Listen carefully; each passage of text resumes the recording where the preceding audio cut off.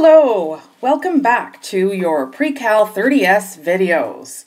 In this video, we're going to look at outcome R5, and actually this is the first of 6 in total, where we're going to look at problems involving quadratics.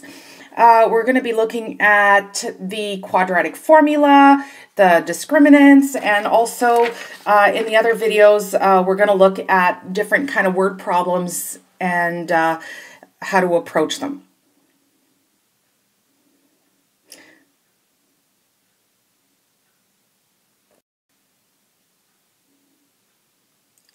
Okay, so lesson 4.4, developing and applying the quadratic formula.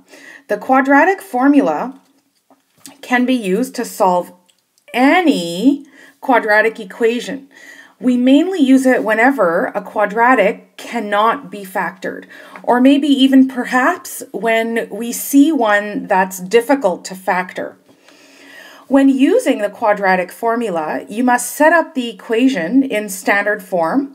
So that's ax squared plus bx plus c equals 0 or equals y, where a isn't 0, so that a, b, and c can be correctly identified. Now, this is what the quadratic formula looks like here. So you've got x equals minus b plus or minus, I'll talk about that in a second, and the square root of, and under the square root, we've got bx squared minus 4ac. All of that is divided by 2 times a.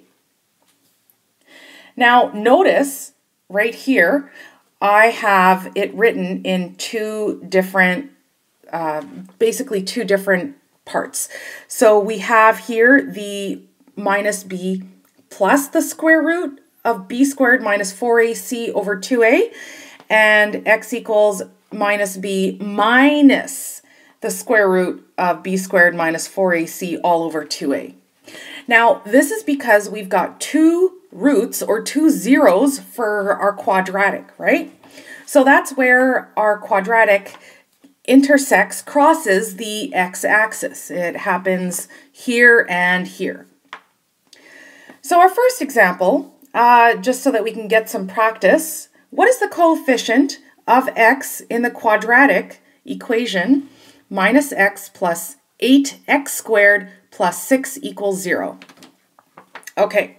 So the first thing you have to notice is that this is not written in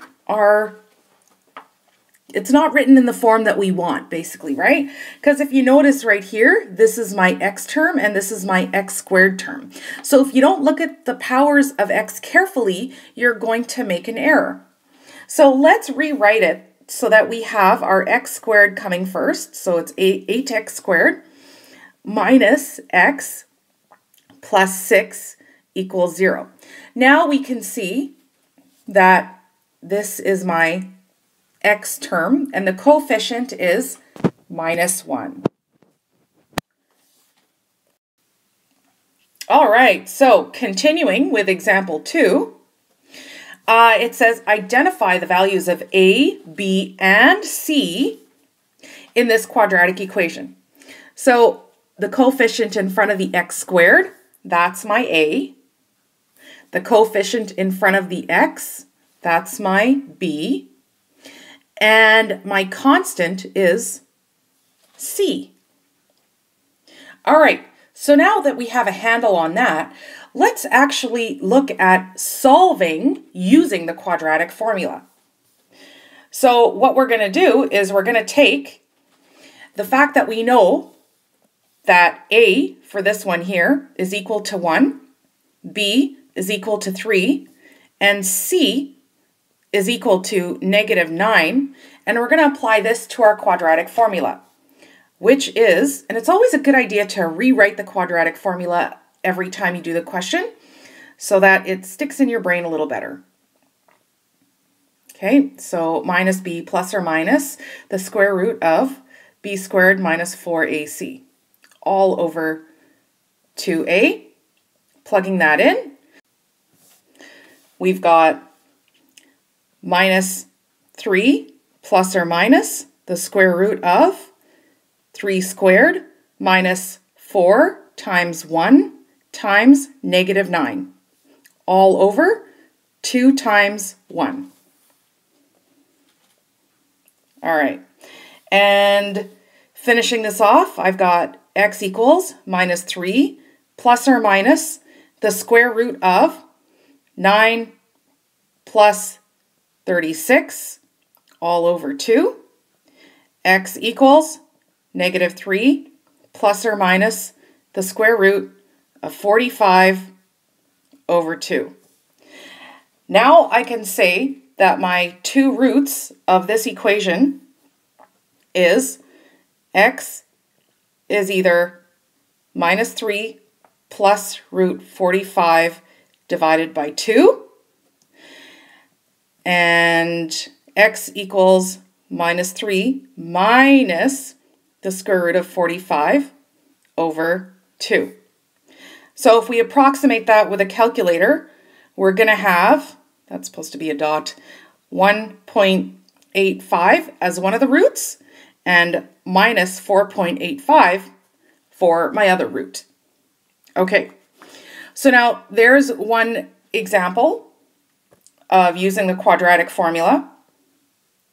Now what I want you to do is I want you to try this question right here and see what you can come up with. So press pause on the recording and I will reveal the answer in a few seconds. So quick, get that pause button. Okay, so here's the reveal, everyone. So for part B, we have 2x squared minus 6x minus 7 equals 0. So we want to note that A is equal to 2, B is equal to negative 6, and C is equal to negative 6. Using our quadratic formula, x squared equals minus b plus or minus square root of b squared minus 4ac, all divided by 2 times a. Now, when you're doing your substitution, please make sure you be careful right here. You've got negative because of the quadratic formula, and then you have a minus 6 in here that you're substituting because that's what b is.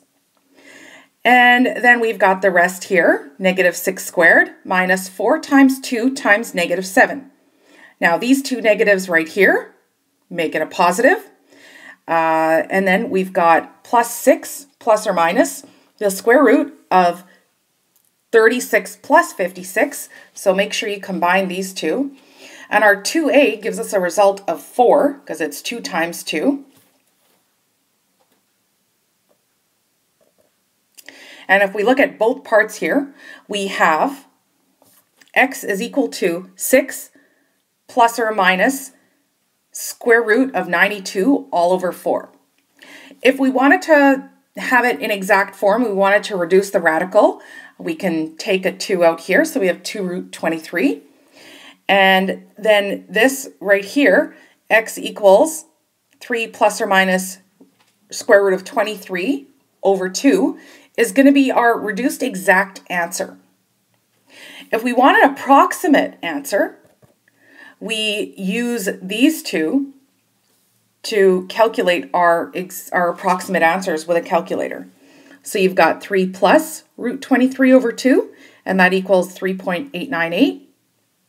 And we've got 3 minus root 23 over 2, and that equals negative 0.898. So there you go. Hope you did okay. Okay, so now in this example, what we're going to do is we're going to look at a quadratic equation, and if you notice, this quadratic equation has a bunch of fractions in it. So let's learn how to deal with it. We want to rewrite it so that it doesn't have any fractions. Here we go. Well, the way we did this before was to multiply everything through with a common denominator. So if you notice here, we've got a 2 and a 3. Sorry, said that backwards. A 3 and a 2. And the common denominator there would be 6. So if we multiply everything here by 6, let's see what we end up with. Minus 6x squared plus 6 times 2 over 3 x minus 6 times 1 over 2 equals 0. And simplifying this, we end up with negative 6x squared plus, and just reduce a 3 out from here, and you're left with a 2. So that gives us 4x plus, reduce this, minus 3 equals 0. So there is our quadratic rewritten without any fractions. All right, so now we're going to solve the equation. We're going to find the roots. So we're going to use our quadratic formula. We've got x equals minus b plus or minus square root b squared minus 4ac divided by 2 times a. Now, just so you note here, we've got a is equal to negative 6, b is equal to 4, and c is equal to negative 3. So now let's just plug everything in and see what we end up with. Okay, so here it is with a being negative 6, b being 4, and c being negative 3. We substitute that into our quadratic formula, and we end up with minus 4 plus or minus 16 minus 72, and this 16 minus 72 is under the square root sign, all divided by minus 12. Now, if we look over here, what I want to do is I want to highlight this result. This is a negative number under a square root sign. Now, in terms of real numbers, we do not know how to find the square root of a negative number. So as far as we are concerned now, this is undefined and we are unable to find the square root of a negative number. Therefore, this tells us that there are no roots for this quadratic, and by that it means that the quadratic never crosses the x-axis, okay? All right, now looking at this question here, to determine the roots of 2x to the power of 4 minus 5x squared plus 2 equals 0, we're going to make a little bit of a substitution so that this is easier to work with. Suppose we let x squared equals k. All right, now we're going to rewrite this quadratic so that it looks like this. 2k squared minus 5k plus 2 equals 0. Now this looks like it's in our normal quadratic form, so we can use the substitution of a equals 2, b equals negative 5, and c equals 2. Use that quadratic equation and then we could figure out the roots for k. So now using our quadratic formula, we have k is equal to plus 5 plus or minus the square root of minus 5 squared minus 4 times 2 times 2, all divided by 4. And that simplifies further to 5 plus or minus the square root of 9 all over 4, and 5 plus or minus 3 divided by 4. And that gives us a k value of 2 and 1/2. But we are not looking for k. We are looking for x. Because see, we have x's over here and we've made this substitution.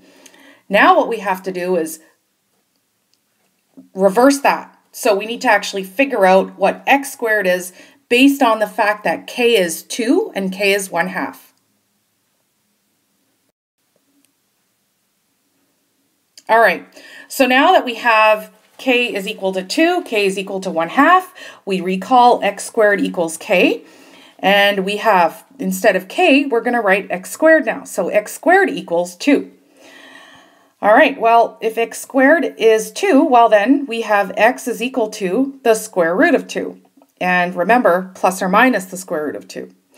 And same thing on the other side, we've got x is equal to plus or minus the square root of 1/2. So now this actually gives us what all of our roots are. So we've got x is equal to plus root 2 minus root 2 plus the square root of 1/2 and minus the square root of 1/2. And if you want, you can write these two guys as plus 1 over root 2 and minus 1 over root 2. All right, now we're going to move on to the next example, and this is a bit of a word problem. Here you have Mark, and he's got a rectangular garden that measures 7 meters by 10 meters. So here's a rectangle, and let's say it's 10 by 7. What he wants to do is he wants to double the area of his garden by adding equal lengths to both dimensions. So we need to determine this length that he's going to add on both dimensions nearest to the 1/10 of a meter. So that means 1 decimal place. All right. So what he currently has is he currently has 70 meters squared. What he wants is 140 meters squared because he wants to double this here. So it's 2 times that area. That's what he wants. So for the dimensions, we know that originally Mark had 10 meters on this side and Mark had 7 meters on that side. And in order to double the area, what had happened is that there was a length that was added and that exact same length was added there. So now we've got a new formula for area. Area would be 7 plus x times 10 plus x. And that should equal 140 meters squared. Okay, so this is our quadratic that we need to solve. So what we need to do is we need to multiply, simplify this, get everything over to one side, and get ourselves an equation that's equal to 0. So what I'd like you to do is hit pause and simplify this, collect all your like terms, move everything over to one side of the equal sign.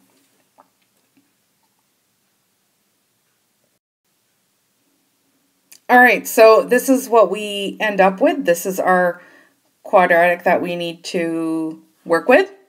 And we need to figure out the value of x. So use your quadratic formula in order to do this.